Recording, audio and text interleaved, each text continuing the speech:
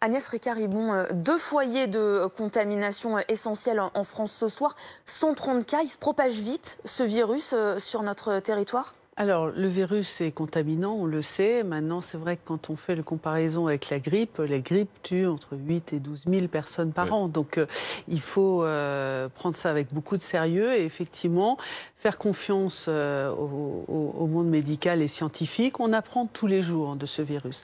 La différence, c'est que le virus de la grippe, on le connaît et surtout, on a un vaccin pour se protéger. Alors que le coronavirus, il est en France depuis pas très longtemps.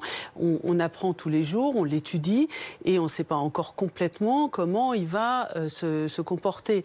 On a une chance quand même en France, c'est d'avoir le SAMU Centre 15 qui permet justement à toute personne en restant chez elle d'avoir un avis médical H24 et de protéger par cette méthode-là les cabinets médicaux et les hôpitaux. C'est-à-dire que ça permet d'éviter la contamination du personnel soignant et de pouvoir adresser les personnes qui sont cas possible, c'est-à-dire qui ont les critères directement dans les filières, en protégeant les salles d'attente des urgences, en protégeant les salles d'attente des médecins traitants.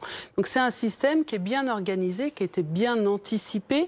La Société française de médecine d'urgence a travaillé très en amont avec la Direction générale de la santé pour mettre en place ces plans avec une progression du système de santé. Il y a plusieurs phases pour pouvoir justement s'adapter et c'est le point clé à l'heure actuelle. On s'adapte tous les jours, on fait évoluer les définitions de cas tous les jours et les mesures tous les jours en fonction de justement la façon dont évolue la progression du virus. Alors dans l'Oise aussi, les mesures de restriction sont extrêmement strictes. Limitation des déplacements, annulation des grands rassemblements. Et demain, Camilla Giudice, pas d'école pour quasiment 27 000 élèves.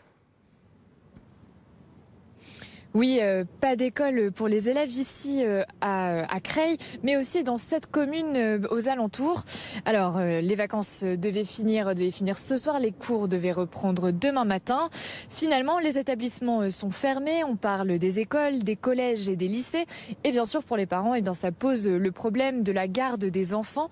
On discutait cet après-midi avec un père de famille qui a 3 enfants scolarisés juste à côté de Creil, à Crépy-en-Valois. Et bien, avec son épouse, ils travaillent tous les deux et ils ne savent pas comment s'organiser, comment faire avec leurs enfants s'ils n'ont pas classe pendant plusieurs jours. Ils envisagent de poser des jours de congé, des jours qui n'étaient pas prévus car ils ne peuvent pas télétravailler ni l'un ni l'autre. Il faut savoir tout de même qu'hier, le préfet a tenu une conférence de presse dans laquelle il a dit que les parents qui n'avaient pas de solution de garde pour leurs enfants et qui ne pourraient pas aller travailler, eh bien, ces parents, ils pourraient dire à leur employeur faire valoir un cas d'ultime recours et donc pouvoir être indemnisé tout de même par l'assurance maladie. Camilla Giudice dans l'Oise avec Hortense Gérard et ce sont finalement 28 000 élèves qui demain ne pourront pas se rendre à l'école. Comment ça s'organise tout ça? Parce que ça a été très vite, ça s'est décidé là dans le week-end. C'est quand même des mesures contraignantes, Camilla le disait, pour à la fois les élèves qui vont devoir rester chez eux, puis les parents qui doivent aussi s'organiser. Ouais. Oui, on parlait tout à l'heure des méfaits que peuvent avoir les réseaux sociaux et voilà, vous faisiez référence à M. Pokora par exemple. En revanche, il y a les bienfaits, c'est quand même que par rapport au déploiement et de la communication, ça va quand même très vite. Puisqu'en général d'ailleurs, dans l'heure qui suit, on a tout de suite, nous-mêmes, les parlementaires, on est tout de suite interpellés pour avoir après encore des précisions par rapport à une directive qui est prise. Donc je crois que véritablement, là, tout le monde sait très bien quand il a sa ville qui est concernée. Vous savez, hier, il y a eu un effet de boule de neige qui a été très rapide, qui était une vraie cohérence, parce qu'il y avait Creil qui était uniquement considéré comme cluster, et vous avez raison, c'est un terme un peu qui mériterait, qui est un épicentre d'une ville qui est concernée par des cas contaminés.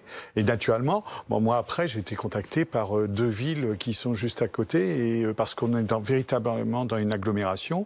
Bon voilà, je peux vous dire que j'y suis allé après dans la journée. Tout le monde savait parfaitement, et les élus font leur travail, communiquent beaucoup, ont créé des cellules de crise à tous les niveaux, voilà, avec leurs agents territoriaux pour que tout s'organise. Alain Ducardonnet, demain, les élèves vont peut-être rester chez eux, mais les parents, ceux qui seront dans l'obligation de se rendre sur leur lieu de travail, ils vont prendre les transports, ils vont quitter justement cette zone qui est contaminée, ce fameux cluster foyer de contamination. Et là, le risque, il se déporte avec eux, il l'emmène avec eux, donc on pourrait voir le nombre de cas largement augmenter. Oui, alors c'est toute la difficulté. On ne peut pas arrêter toute une région. C'est-à-dire qu'on ne peut pas mettre tout le monde chez soi en disant on va voir qu'est-ce qui va se passer. Donc, comme on l'évoquait tout à l'heure, il n'y a pas de risque zéro en santé. Il y a simplement une échelle de risque. Et donc, on essaye de limiter au maximum les risques que l'on fait prendre à soi et aux autres. Et là, en l'occurrence, on essaye en effet de faire que les enfants qui ont plus de difficultés à rester en place, donc dont la contagion est peut-être moins facile à contrôler, les parents, ils ont quand même une responsabilité de citoyens, et donc ils savent très bien ce qu'il faut faire dans la vie courante. C'est plus facile pour eux de se laver les mains régulièrement, comme on le dit, d'éternuer comme il faut, de tousser comme il faut. Les enfants, c'est plus compliqué, en particulier dans la cour de récréation. Donc l'exposition et le risque de l'enfant n'est pas le même que les parents. Du moins, on l'espère. Et juste aussi l'importance de la communication politique. Il y a eu quand même une réunion vendredi matin avec Olivier Véran, Bruno Le Maire, Muriel Pénicaud, et ensuite une conférence de presse pour expliquer aux parents, justement, dont les enfants seraient confinés ou mis en quarantaine, qu'ils peuvent toucher les indemnités de la sécurité sociale dès le premier jour, par exemple, parmi le corpus de mesures qui ont été annoncées vendredi. Mais vous voyez, parfois, ça passe entre les mailles du filet, voilà, parce que certainement, il n'y a pas eu ce message assez martelé. Enfin, là, on est encore en train de se demander si mon enfant et moi, par exemple, si j'ai un symptôme, que faire par rapport à mon employeur. Or, les mesures ont été annoncées, encore une fois, vendredi matin. D'où l'importance pour le gouvernement, peut-être, de mettre en place aussi un système de répétition de certains messages qui, pour le coup, sont très concernent tout le monde en France. Pourtant, Arnaud Benedetti, c'est vrai que le gouvernement, depuis le début de l'épidémie, on a l'impression qu'il joue le jeu de la transparence en communiquant de manière assez régulière. Oui, mais il n'y a pas de communication parfaite. Vous savez, il y a des process de communication qui sont d'ailleurs particulièrement rodés au niveau de la santé. On les connaît, la Direction générale de la santé sait très bien faire ça en règle générale. Le problème, c'est que si vous voulez, ce qui rend finalement l'atmosphère anxiogène, c'est qu'il n'y a pas de traitement aujourd'hui pour le coronavirus. C'est ce qui indéniablement aujourd'hui crée ce phénomène d'incertitude et d'inquiétude qui peut exister dans l'opinion.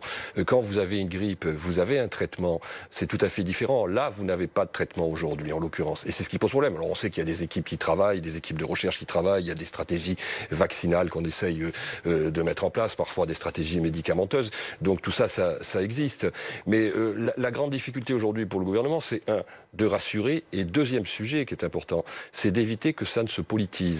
Parce que, vous savez, les crises sanitaires sont des crises à fort degré de polémique. Souvenez-vous, en 2003, la crise de la canicule a été une crise qui a été politiquement extrêmement, disons, pénalisante pour l'exécutif de Jean-Pierre Raffarin à l'époque. Et d'ailleurs, quand on regarde les études d'opinion, les chutes dans les sondages commencent à apparaître après la gestion de cette crise. Donc, en effet, le gouvernement est soumis, bien sûr, à un impératif de santé publique, mais aussi, il veille aussi à sanctuariser son image dans un contexte politique qui est en plus, que l'on connaît et qui est en plus difficile. Juste très court, juste pour compléter, en 2003, il y avait quand même Jean-François Mattei qui répondait depuis son jardin avec un petit polo, dans un espace de verdure qui avait l'air tout à fait agréable, alors que les morts commençaient à s'accumuler, qu'on avait plusieurs milliers de morts. Donc il y avait là, effectivement, un hiatus en termes d'image qui était catastrophique. Et ça, c'est le contre-exemple absolu et que le gouvernement fuit parce que évidemment qu'ils ont ce contre-exemple, ce cas d'école en tête et qu'il faut absolument montrer tout le contraire. Montrer qu'on est sur le pont, montrer qu'on est au travail, montrer qu'on contrôle la situation. Mais il faut comprendre aussi qu'en matière de communication de crise, c'est très empirique. C'est-à-dire qu'on apprend des crises précédentes. En l'occurrence, le contexte de 2003 n'était pas du tout le contexte que l'on connaît aujourd'hui, ne serait-ce que sur le plan médiatique. Alors dans le monde aussi, ce virus, il continue de progresser. 63 pays sont désormais touchés. 88 257 cas ont été enregistrés. 3 736 en Corée du Sud. 1694 cas enregistrés en Italie. Ça augmente partout. L'Italie, on en est à 29 décès, Agnès Ricard-Ibon. L'Allemagne annonce ce soir 117 cas. Ça veut dire que le virus, il est partout désormais ? Ça veut dire que maintenant, le virus circule. Et donc, effectivement, toute la stratégie maintenant, c'est d'essayer de freiner cette propagation du virus et de mettre en place les systèmes de santé pour prendre en charge les patients. Tout le travail qui a été fait juste avant a permis de gagner du temps et de nous permettre, nous, en hospitalier, de s'organiser, d'avoir le temps de s'organiser pour mettre en place justement toutes les procédures pour être prêt au moment où on a le nombre de patients qui arrivent.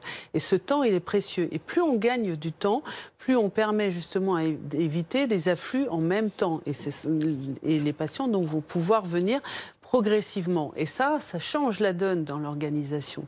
Donc tout le travail qui est fait, et je peux attester, moi je suis une scientifique, je ne suis pas une politique, je ne suis pas une syndicale, mais je peux attester de la quantité, la qualité du travail qui est fait.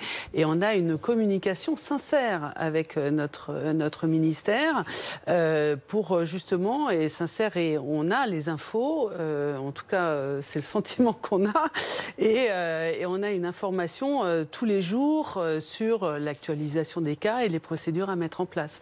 Et donc, oui, on a vraiment le sentiment que tout ce qui a été fait nous a permis d'avoir le temps de s'organiser. Aujourd'hui, vous pourriez accueillir, on peut aller jusqu'à combien de cas pour que les hôpitaux sont prêts à accueillir jusqu'à combien de cas? Jusqu'à quel point est-ce qu'aujourd'hui le système français est prêt? Alors là, c'est vraiment difficile de répondre.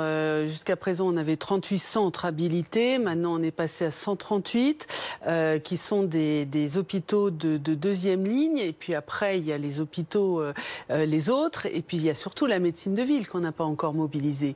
On envisage à court terme maintenant, pour les patients qui n'ont pas de signe de gravité, mais qui sont cas confirmés, de pouvoir faire un isolement à la maison avec une surveillance.